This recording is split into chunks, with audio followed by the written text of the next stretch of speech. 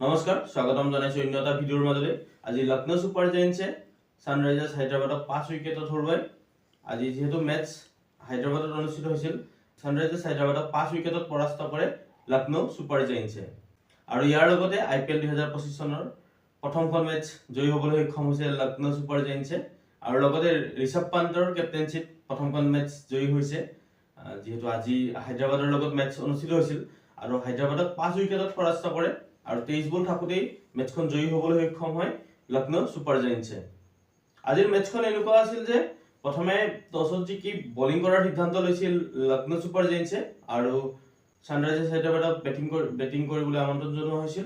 সকলোৱে ভবাৰ দৰে যে ছানৰাইজাৰ্ছ হায়দৰাবাদে বেটিংটো তেওঁলোকৰ ষ্ট্ৰং পইণ্ট, যিহেতু আগৰ মেচতো 286 ৰান কৰিছিল আৰু এইবাৰো ভবা হৈছিল যে 200+ ৰান কৰিব, কিন্তু আজি তাৰ ব্যতিক্ৰম হ'ল। আজি 200 ৰান কৰিব নোৱাৰিলে। প্ৰথমে বেটিং কৰিব আহি ছানৰাইজাৰ্ছ হায়দৰাবাদে ষ্টাৰ্ট খুব এটা ভাল পোৱা নাছিল। অভিষেক শৰ্মা 6 বলত 6 ৰান কৰি আউট হয় আৰু লগতে ঈশান কিষাণে আজি প্ৰথমটো বলতে আউট হৈ যায়। এক ৰানো কৰিবলৈ সক্ষম নহয় ঈশান কিষাণে। ট্ৰেভিছে আজিও ৰান কৰিবলৈ সক্ষম হ'ল আগৰ দৰেই। আজি যদিও 3 ৰানৰ কাৰণে অৰ্ধশতক কৰিব নোৱাৰিলে, কিন্তু আজিও ট্ৰেভিছে 47 ৰানৰ এটা ইনিংছ খেলে, য'ত নেকি 5টা 4 আৰু 3টা 6 আছে ট্ৰেভিছেৰ ইনিংছ। আৰু ট্ৰেভিছে মাত্ৰ 28টা বলত 47 ৰান কৰিবলৈ সক্ষম হয়, যদিও 3 ৰানৰ কাৰণে মিছ কৰে। আৰু ট্ৰেভিছেৰ উইকেট নতুন এজন য়াংষ্টাৰ প্ৰিন্সে ল'বলৈ সক্ষম হৈছে। লগতে ইচাৰৰ হৈ নীতিশ কুমাৰ ৰেড্ডী 32 ৰানৰ এটা ইনিংছ খেলে 28টা বলত। লগতে হেনৰিক ক্লাসন 26 ৰানৰ এটা ইনিংছ খেলে আৰু লগতে অংকিত বাৰ্মাই এটা শেষত ভাল ইনিংছ খেলে 36 ৰানৰ এটা ইনিংছ খেলে।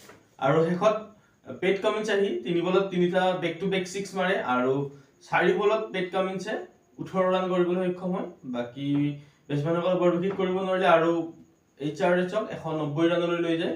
যেহেতু ছানৰাইজাৰ্ছ হায়দৰাবাদ বেটিঙৰ বাবে জনা যায়, 202 বা 250 ৰান কৰে প্ৰত্যেক মেচতে, বা ইয়াৰ আগৰ মেচতো 286 ৰান কৰিছিল।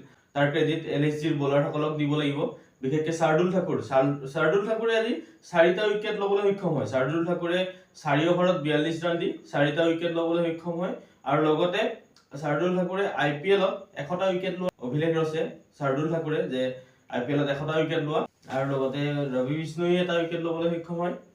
191 ৰানৰ টাৰ্গেট চেজ কৰিব আহি LSGয়ে ভাল এটা ষ্টাৰ্ট পোৱা নাছিল। এডেন মাৰ্ক্ৰামক 1 ৰানতে আউট কৰে মহম্মদ শামিয়ে। যদিও প্ৰথম উইকেট জলদি গুচি যায়, কিন্তু মিচেল মাৰ্ছ আৰু নিকোলাছ পুৰানৰ মাজত এটা বহুত দীঘলীয়া ইনিংছ পাৰ্টনাৰশ্বিপ এটা হয়। আৰু লগতে নিকোলাছ পুৰানে 70 ৰানৰ এটা ইনিংছ খেলে মাত্ৰ 36টা বলত। নিকোলাছ পুৰান আৰু যিহেতু মিচেল মাৰ্ছৰ দীঘলীয়া এটা পাৰ্টনাৰশ্বিপ হৈছিল, নিকোলাছ পুৰানৰ ইনিংছত 6টা 4 আৰু 6টা 6 আছিল। নিকোলাছ পুৰানে আজি মাত্ৰ 18টা বলতে হাফ চেঞ্চুৰী কৰিবলৈ সক্ষম হয়। এইটো এটা ৰেকৰ্ড, যিহেতু IPL 2025 চনৰ চবতকৈ কম বলত হাফ চেঞ্চুৰী কৰে নিকোলাছ পুৰানে। আৰু শেষত ডেভিড মিলাৰে 13 ৰান কৰে আৰু আব্দুল ছামাৰে 22 ৰান 8 বলত কৰে। আৰু মাজতে ঋষভ পান্ত 15 বলত 15 ৰান কৰি আউট হয়, যদিও বৰ বিশেষ একো কৰিব নোৱাৰিলে, কিন্তু শেষত ডেভিড মিলাৰ আৰু আব্দুল ছামাৰে মেচখন শেষলৈকে লৈ যায় আৰু 23 বল থাকোতেই লক্ষ্ণৌ ছুপাৰ জায়েন্টছক জয়ী কৰোৱায়। আৰু বৰ্তমান পইণ্টছ টেবুল প্ৰথমত আছে RCB, 1 নম্বৰত পইণ্টছ টেবুলৰ প্ৰথমতে আছে RCB আৰু দ্বিতীয়ত আছে লক্ষ্ণৌ ছুপাৰ জায়েন্টছ, যিহেতু আজি জয়ী হ'ল। আৰু তৃতীয়তে আছে পাঞ্জাব, চতুৰ্থত আছে CSK চেন্নাই ছুপাৰ কিংছ, আৰু পঞ্চম স্থানত আছে দিল্লী, আৰু 6 নম্বৰ স্থানত আছে ছানৰাইজাৰ্ছ হায়দৰাবাদ। আৰু লগতে শেষত ৰাজস্থান ৰয়েলছ 10 নম্বৰ স্থানত আছে একেবাৰে শেষত। যদিও IPL ষ্টাৰ্ট হৈছে, এতিয়াও পইণ্টছ টেবুল চেঞ্জ হ'ব, কাৰণ বহুত কেইখন মেচ আছে, যে প্ৰথম দুখন হাৰিলে বুলি চান্স নাপাব এনেকুৱা নহয়, এতিয়াও বহুত সময় আছে। আৰু লগতে কাইলৈ মেচ অনুষ্ঠিত হ'ব চেন্নাই ছুপাৰ কিংছ আৰু মহেন্দ্ৰ সিং ধোনীৰ টিমছ আৰু RCB বিৰাট কোহলিৰ টিম। সকলোৱে বহুত আশাৰে ৰৈ আছে যে মহেন্দ্ৰ সিং ধোনীৰ টিম, CSK আৰু RCB বিৰাট কোহলিৰ টিম মোৰ মেচ চাবলৈ কাইলৈ 7:30 বজাত লাইভ সম্প্ৰচাৰণ হ'ব।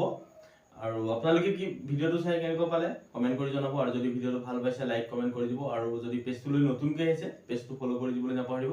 ধন্যবাদ।